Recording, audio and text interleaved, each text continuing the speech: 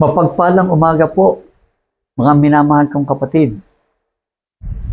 Ito po ang inyong lingkod, si Monsignor Father Jaime Vicente.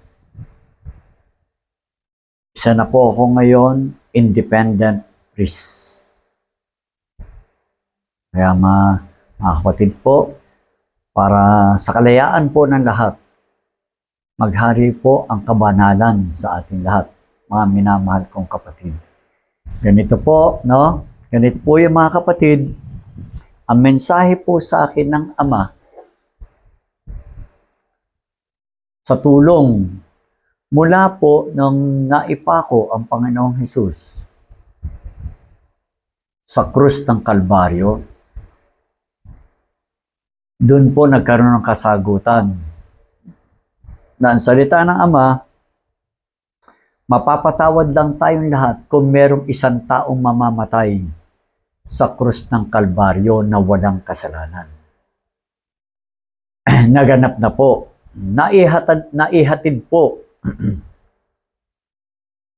ng Diyos Anak ang katawan ng taong walang kasalanan na ang pangalan ay Jesus sa krus ng Kalbaryo. Kaya mga minamahal kong kapatid, kaya nung namatay, sa loob ng 3 araw, muling nabuhay, dinala ng Diyos Anak ang katawan ni Jesus na kanya po nilukuban. Dinala niya po sa langit ang katawan. Kaya pumanik po ang tinatawag na body and soul. Soul of Son of God. Dala-dala niya po yung body na tinatawag na Jesus. Kaya yung pagdating po sa kalangitan, ito po, pagpasok po ng langit, natunaw po yung katawan. Yung katawan po na tinatawag na katawan ni Jesus. At pagpasok po, napalitan po yun na katawan panlangit na tinatawag na heavenly body. Kaya po, umupo sa kanan ng trono na inihanda ng Ama, umupo po ang Diyos Anak. At dineklara, ang pangalan na po ngayon ng Diyos Anak ay Jesucristo.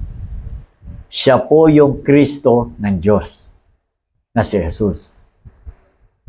Siya po yung napiling tagapagligtas, yung anak na yon.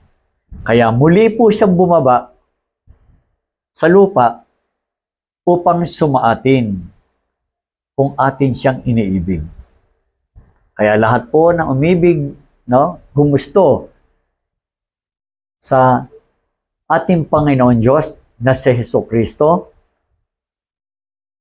ay makakatanggap po kayo ng buhay na walang hanggan. Kaya mga kapatid ko, ngayon, yung pinagpakuan po na krus, nagliwanag. Kaya ang krus pong ito ay naging banal na krus na tinatawag pong Holy Cross.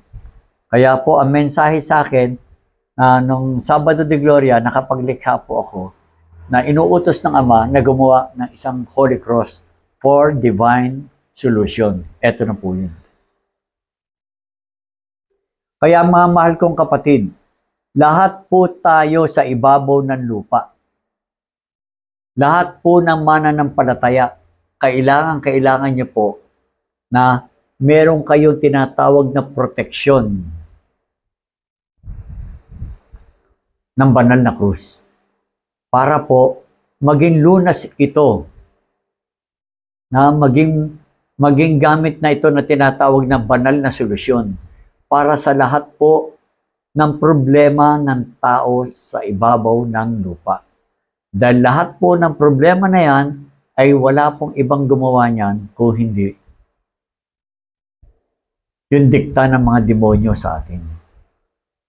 Kaya anong nangyayari? Kaya tayo nagkaroon ng problema, dinidiktahan ng demonyo ang mga tao para lumikha ng problema.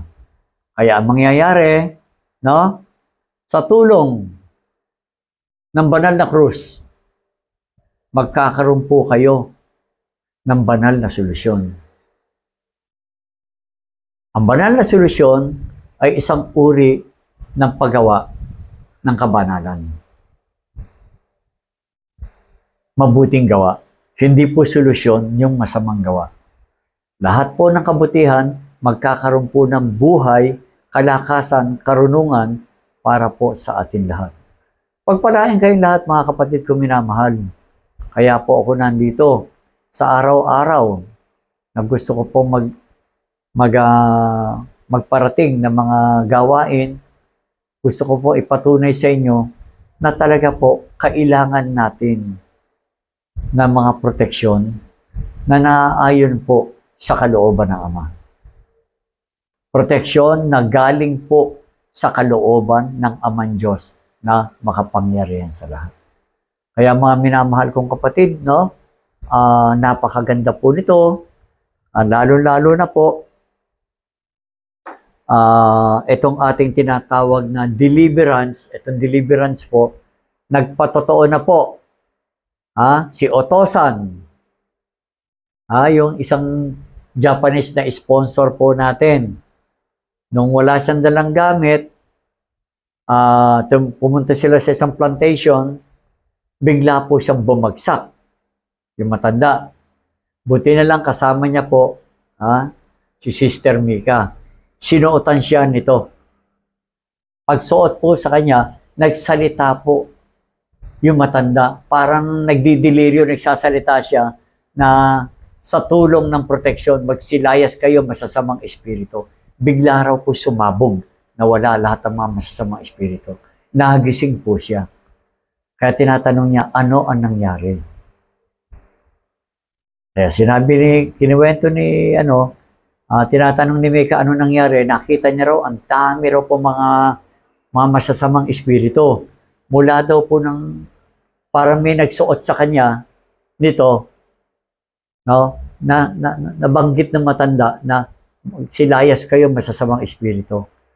Yun. Sinisikap po siyang igapos, pero sa tulong ng deliverance, nakalaya po si Otosan, yung isang matandang Hapon na nagkakaedad na po ito ng mga 86 years old, pero malakas pa. Pagpalain po kayo lahat, pagpalain po kayo na nawa tayo po lahat, naway sikapin natin, magkaroon po kayo ng banal na proteksyon na tinatawag na sacramental tools. Mahal na mahal ko po kayo lahat. Mahal din kayo ng Ama. Pinararating lang po, ginamit lang po ako ng Ama para po sa inyo. Hindi po aksidente ito. Talagang napanood nyo ito para po sa inyo. Magandang umaga po. Mahal na mahal po kayo lahat. Ang gusto rin iparating na Ama na mahal tayo ng Diyos Ama, Diyos Anak, Diyos Espiritong Banal. Amen. Amen. Amen.